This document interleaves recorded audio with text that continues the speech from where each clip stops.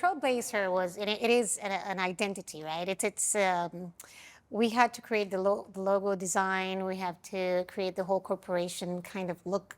Because it is at the sometime in between the movie, we start seeing a lot of the actual company in the boardroom and the situation room. Then we have to start, creating that corporate idea of what it's going to look like. And we do have graphic designers. We obviously do a lot of research, and all of the designs and ideas go through clearance so that we make sure that we're not doing anything that already exists. It was complicated, and it's very technical in a way, and also we had to accommodate for spaces, and we created a combination of two models. We did the MD80 and we combined it with the A320 so that we didn't have, first of all, we didn't have any copyright issues for any particular models, but also because we wanted it to be a little bit bigger in some areas, and we wanted to just take the license of moving things around and to make it work to what we had available. So yeah, usually I want to start by saying that you usually get mock-ups that are a certain size, and we couldn't find anything bigger than 30 feet, 40 feet. We needed a whole plane because Jean-Francois really wanted to have that shot from the cockpit all the way to the tail. And in order to do that, we needed a whole plane stripped and then rebuilt the interior in a stage so that we could put it on a hinge.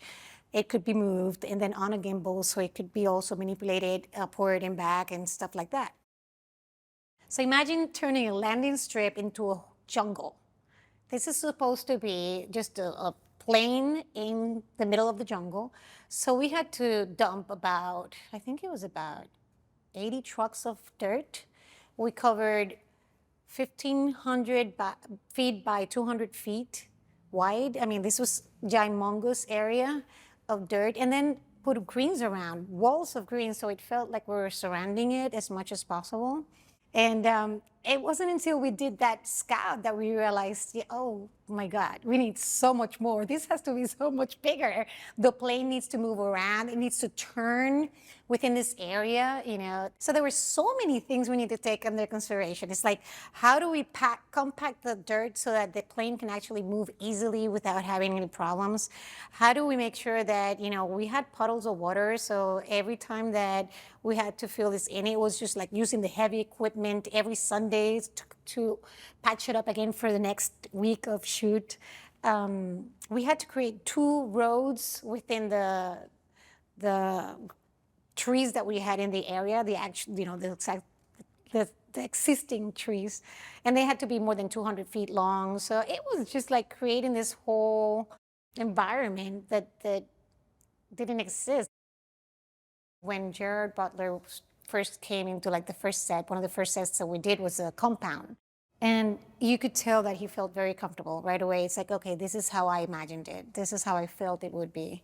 And it does help the actor just get into the action and just feel like, this is how it's going to play. And I think it's been pretty much the same with all the other sets. I mean, when he was at the airport, we did Chani Airport. He felt very comfortable in the space. Same with the plane, just, totally relate to what's around him, how it works.